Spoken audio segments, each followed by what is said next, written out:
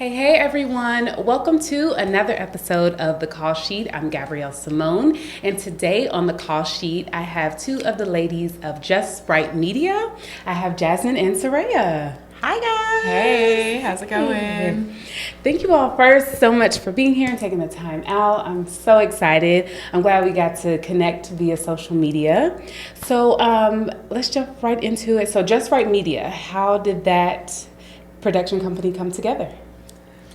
You want me to start? I'll say, yeah, you can start and then I'll jump in. Okay. So it's actually, we didn't even start wanting to start a production company initially. Okay. It started with, we're both in the entertainment industry. Mm-hmm. I work in more typically like film and TV in the costume department, and Jasmine is a producer. She works on like brand shoots and commercials and all the things. Mm-hmm. And we both were just at a point in our careers where we're like, we wanted to bet on ourselves. Okay. And we didn't want to wait for other people to see us and mm-hmm. say, hey, you're deserving. Mm-hmm. So we had this idea to create or reimagine some mini Ripperton photos. Oh. So we did this photo series. Mm-hmm. We wound up having this event at a local Black coffee shop, mm-hmm. and we recreated some of the pictures and rooms and things like that. So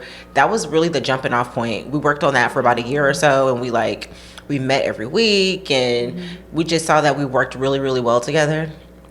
And after we completed that project, we were just like, yeah, let's do it next? again. Yeah, we were like, what's next? Love that. I love that. Okay, so were you all friends before, or did you meet out in the field, or how did that happen? So we actually went to high school together. Okay. Yeah. And then we've been in touch, out of touch, in touch mm-hmm. throughout the years.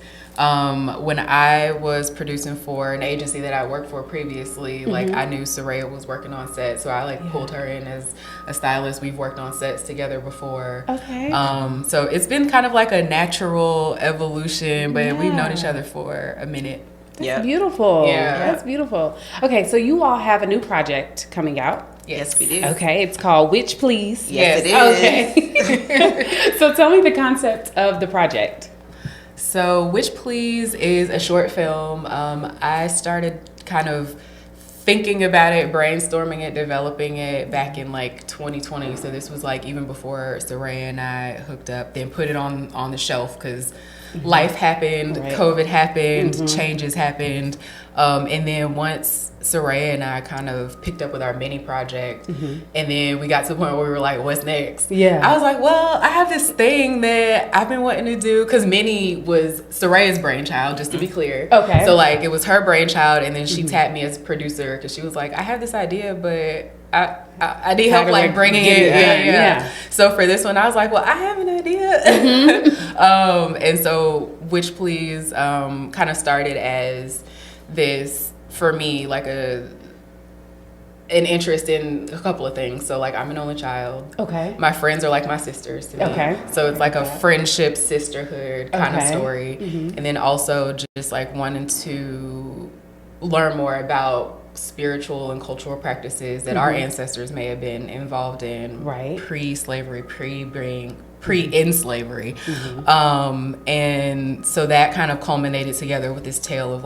girlfriends who discover that they're witches, and it's a little bit of Black girl magic, and we kind of tapped into we created our own folklore around it, but the inspiration was the African folklore that kind of exists within different cultures, and all those things kind of came together to form Witch Please. That's beautiful. Yeah. Okay, so I know independent filmmaking, you wear multiple hats. You're not just one thing, you're all the things. Mm-hmm. So I want to talk about, how do you fund your projects? So we are learning as we go. Okay. Yep. Which is also the beauty of this process mm-hmm. and our partnership.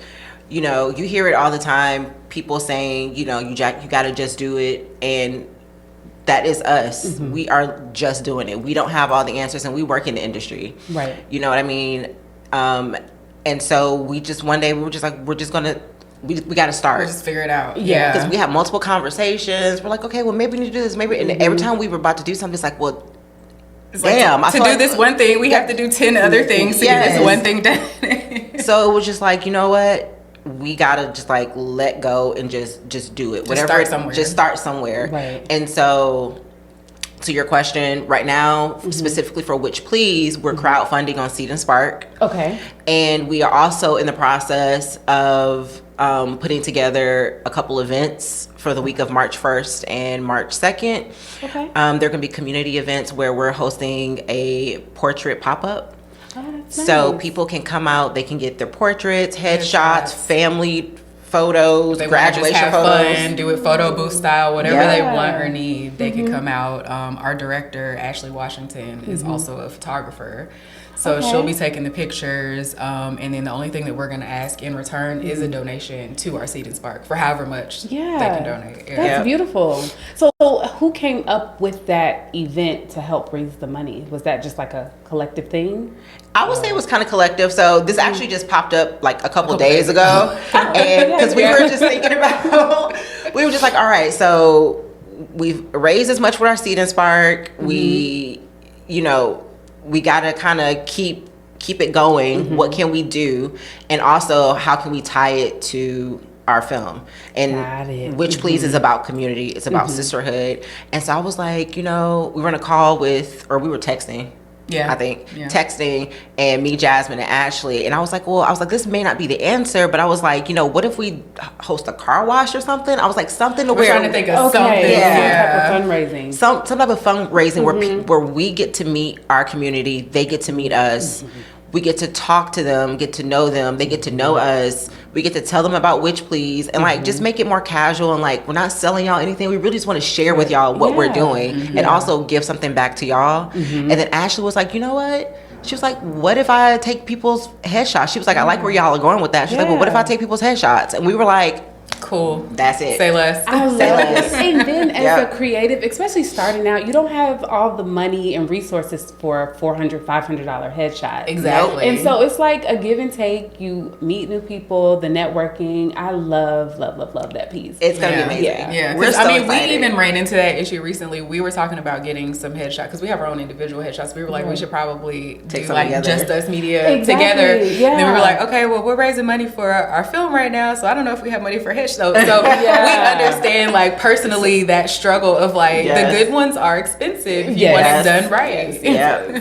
But then for our first project for Minnie, we actually like saved and put forth that money ourselves. So, you know, we're going two completely different routes. Yeah. And then with Minnie, it was really like, hey, we believe in ourselves. We want to do this right now. We're going to put forth the money to do that. And so that's what we did. But this route, you know, it's going to be way more expensive. Right. And because we're actually going to have a bigger crew. And it's also really important for Just Us Media to pay our crew members Their the work. wage that they're supposed to be paid. And specifically because it's our vision and our mission to employ people of color, Women. minorities, I'm using that Yeah. word loosely, Yeah. and people who don't typically get the opportunities. You know, we want to focus on that group of people and make sure they're being paid well.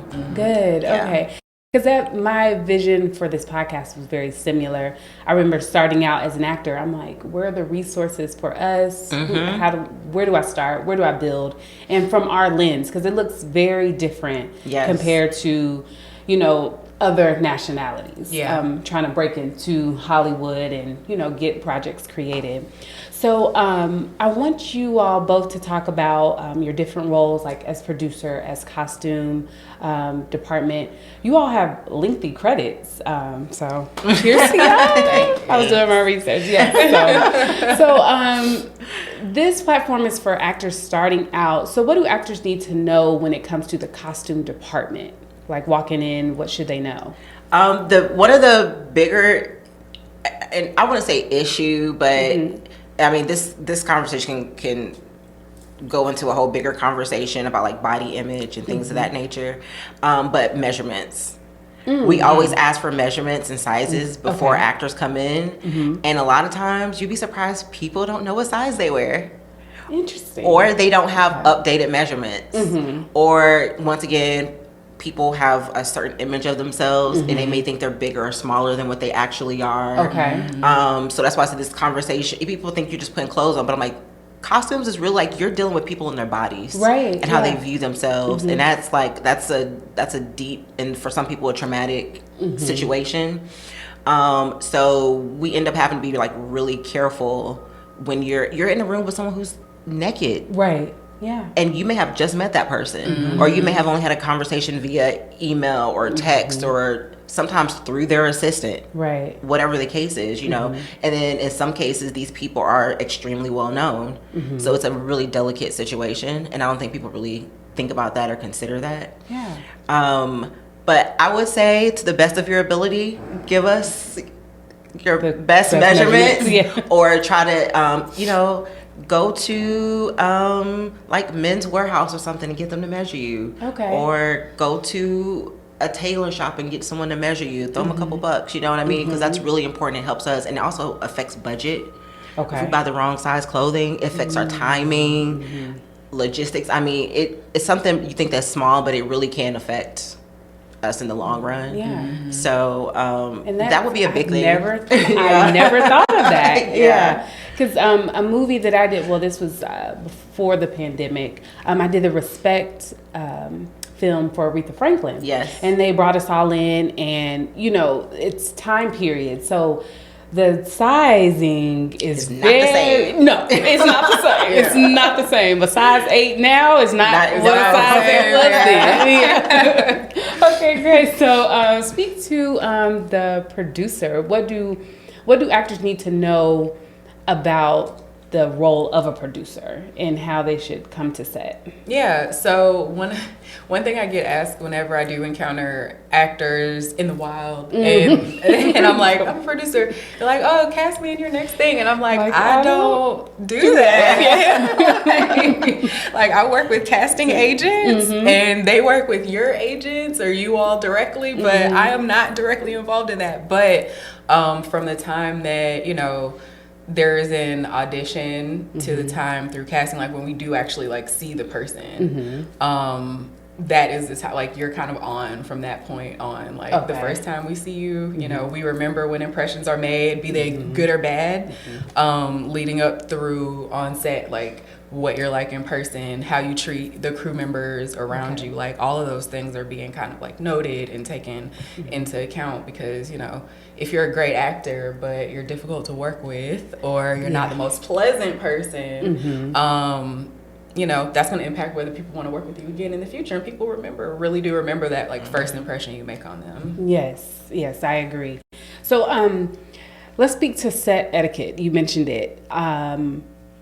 My experience has been almost like a hurry up and wait from an actor standpoint. I know timing, being on time is important, but what's your best advice to new actors that are coming in and new to a set? How should they behave?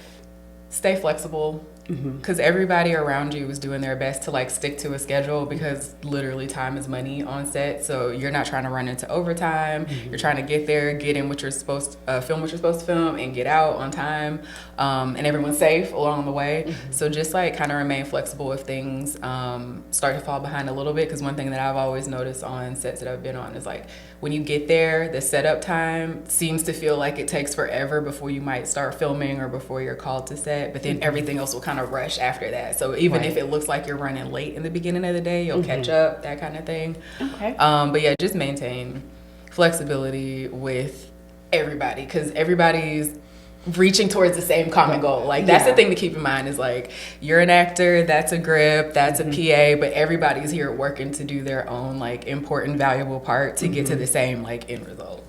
Lovely. Okay. So let's talk about before you all got to where you are today. The little girls inside of you, was this always the dream to like create films, create art, or is this something that you all found later on in life? You going first or want me to go first? Yeah. I'll go first. Okay. So for me, not creating film specifically, but I've always been interested in, involved in the arts. I started, my whole childhood, I was a ballerina. So like I took ballet from when I was 3 until I was like 18, 19. Wow. Like performed and all that. Like was a ballet girly. Yeah. Thought I was going to be Misty Copeland before Misty Copeland. Yeah. So like I've always been into theater, going to plays, like just entertainment as it is. And I knew that like when I was in college, I studied journalism and I wanted to go into entertainment journalism. So I could, do the red carpet interviews and all that fun stuff. Yeah. I did that for a little bit, and then that kind of forayed into eventually like me being behind the camera and producing. So while not exactly like I wasn't a little girl like filming things, right, but that thread of like me being into entertainment and the industry like has always been there. Great, that's beautiful. Hey everyone, I just wanted to pop in and say thank you so much for watching The Call Sheet. Be sure to like and subscribe and hit that notification bell and leave your comment. What's the best part of this episode that you like? Be sure to follow us on Fanbase, on Facebook, and on Instagram at The Call Sheet Podcast. We'll be putting up some behind the scenes clips and telling you what's coming up next. If you have any questions around the acting industry here in Atlanta, feel free to email me at thecallsheetpodcast@gmail.com. Okay, back to the episode. What about for you? Similar to Jasmine, didn't grow up like wanting to specifically make a film, but I've always been creative. Like I actually like to use my hands. Okay. So I mean, I don't know. I started off doing all type of stuff, coloring to painting my nails to. I love makeup still to this day. And then I started to focus on wanting to become a stylist. Okay. And so I was a merchandiser for some years. And then I got accepted into FITM in LA. So I was headed there, but then plans got derailed because I became a mom. Oh, so great. Yeah. And then I started to work with like some local stylists here in Atlanta. And then much like Jasmine, I started to switch over to communication. So I got my degree in communication from Kennesaw State, and I started to do journalism as well, and had my own podcast for a while. Oh, good. And from there, I don't even know how I even kind of started to make that transition to film, but I met some people in the industry, and it was kind of like, oh, I'll help you get in. And it never really happened. And so I was like, you know what? How can I get myself in? I was like, how can I?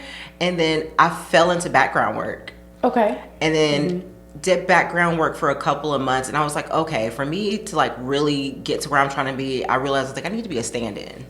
Got it. Yep. I can be on the show. For people who don't know, stand-ins kind of, they mirror what the actors are doing, and they're there to help the directors and everybody else like get the lighting correct while the actors are chilling and whatever else. They'll run the lines sometimes, all that kind of stuff. And when you're a stand-in, you're on the project from beginning to end, and you're basically crew. And so that became my mission, and then it happened. And then my casting director wound up offering me a job in casting, so I wound up going in and casting for about a year or two. And then I started to like network with people in the costume department, and on my days off, I would work in the costume department. And then from there, eventually, so organically just kind of. Yep. So not really, nothing was linear for sure, but much like Jasmine, like I just like to create, and I don't want to get pigeonholed. That's like on my little biography. Like my worst fear is like being pigeonholed to any one department or type of artistry or whatever. Like I want to do it all. Like, and I think our mini project kind of embodied that too. We have photography, we had the costumes, but then we also created these worlds in these rooms at this coffee shop. Where we got to use our hand. Like we were literally like gluing like cotton balls on lanterns to make clouds and we literally built these rooms. You know what I mean? Did you all record any of this? Is this any of it archived in a way? I don't think we we got any of us doing the work. We got some like from the event and stuff Yeah. like that. Okay. But that's one thing we're still growing on is like BTS Yes. of us doing things. Because when we're working, we're working. We're like It's kinda- zeroed in. Yeah. And we were still, once again, you know, it was our first time. So goes back to what we were saying earlier, learning along the way. And, you know, we had crazy time constraints and et cetera. So, you know, I think on that mini project, we learned a lot. We did. We did. And it wasn't our best work, but we're proud of ourselves. And we like, I think we're taking a lot from what we learned from that project to this project. We're like, all right, now we ain't going to. Yeah. And we've learned some new things on this one for sure as well. So, but yeah, like, I know for me personally, I want to do it if a music video pops up, if some type of interactive world pops up where we can like be a part and make something or do something. Like, I just want to.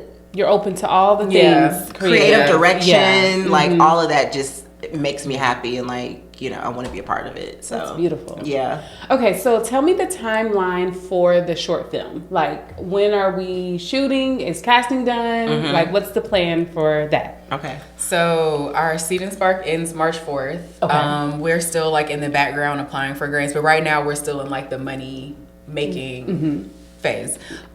Shoot wise, shoot in June, spend the summer editing, have that done by September, and I'm planning to have like a premiere, friends and family, any crew that touched it to come see it in October, right around Halloween, which Oh, that's perfect. Right on theme, That's the theme. Yeah. That's great. So is your film completely cast? No, we haven't done casting anything yet. Yeah, because we want to make sure that the money's there. We want to make sure first. the money is there, so that we're not like perfect. it's coming. Like, we want to know what we have to work with, what we have to offer, and then Yeah. just like once we're in pre-pro, like from April to June, basically, like that's it. Like, So it's how are happening. you all planning on finding your actors? Social media. Okay, Networking. Looking for local Atlanta talent. okay. Yeah. And we have kind of I will say, even though we're in the money phase, in the back of our minds, we are like, I just sent Thinking Jasmine. beyond that. Yeah. Yeah. I actually just sent Jasmine a couple people that I found on social media who worked on a different short film. Okay. So we are kind of like, or like,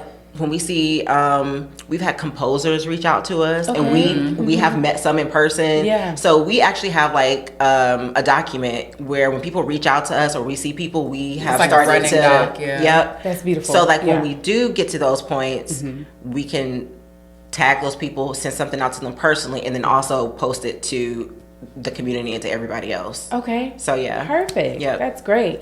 Well, I want to go ahead and put myself in there, not as an actor, but during the premiere, I want to do like the call sheet on the road type deal. That would be so cool. So I would love to come and cover it. Oh, and that talk would to be the great. actors and Awesome. talk That to would the be great. We directors. love that. I love that. Yeah. Like, My goal this year, I was like, I've got to get out more. Like, I I just want love to that. see Yeah. who else. So no, I do please wanna come stay in and touch cover with it. us. Yes. Like, that would be absolutely. awesome. We would absolutely love that. Okay, ladies, and to wrap up our interview, what is your industry take? What needs to be said? It could be an array of things. Okay, you Go already ahead, ready. girl. Get it off your Okay, chest. what needs to be Get said off your about chest, our friend. industry? What's your industry test? Work-life balance. I will die on this hill. And if you go to our Seed and Spark page, like we at the bottom, we have like a meet the crew, and it's more of like a personality type question. And that is my question. Like, it's like, you know, if you have powers, like, what would be the one thing that you would use them for on set? And mine is getting the hell up out of there. Yeah. Like, we can create something and be amazing and do all this cool stuff and do a dope project, but efficiency is key. Taking your crew into account in their lives is key. And I think a lot of people would enjoy our careers more if we were able to like I don't want to be on set for 16 hours a day. Yeah. I want to go enjoy the money I'm making, and I want to go hang out with my friends and my family and travel and do things and not be exhausted. And I think it's possible, but people have to fight for that, and people have to be willing to change it and do the work to change it. And so that is something that I'm pushing forward with us with Just Media. Like, Yeah. I don't want to be on set for. I don't want to be all anywhere day. for 16 hours. At Right. all. Uh-huh. At all. No, that I completely agree, because I'm a mom of two. Yes. And stepped back out of acting because I cannot audition and be out of the house Yes. for 16 hours. It's not going to happen right now. It's not realistic. Yeah, I have a 2-year-old and a 14-month-old, and I'm just Yes. like, no, I'm in the thick of it. I Yes. can't. Yeah. So being more efficient on set. Yes. Yes. Okay. What about you? What's your industry take? More low barriers to entry for us to be able to make this type of content. Okay. Because there are a lot of great, like, up and coming Black creators, people with great ideas, in addition to us.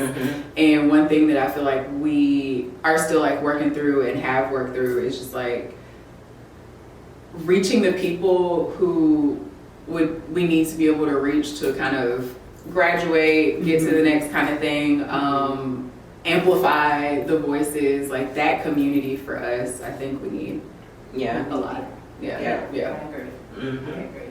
Well, great. This was beautiful, ladies. This was so much fun. Thank you all so much for sharing your time with me. So will you let them know where you can be reached, just in case they need to send a headshot or resume or Absolutely. all the things? Yeah. Social media manager. Oh yeah, that's right. Put on my social media. You know, like literally, it's the thing. Like y'all can't tell me like I'm not a social media guru at this point. Oh, okay. But speaking of wearing all the hats, like in my mind, I could run a whole social media. Surely could. Graphic designer. Everything.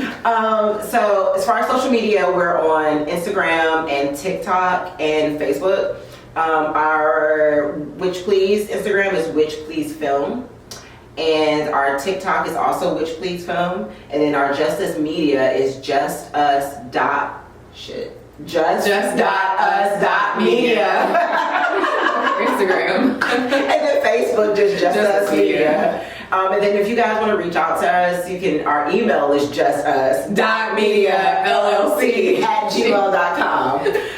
So if you're just composing, acting, editing, visual effects, art department, graphics, all the things. Yeah, like we're open to seeing it and to working with you guys. Beautiful. Yeah. Well, we'll link everything Justice Media in the show notes so that everybody can connect with you. Perfect. Yeah, and this is lovely. So, like, subscribe to the channel, share with other fellow industry people, and till next time. Thank you so much for watching The Call Sheet.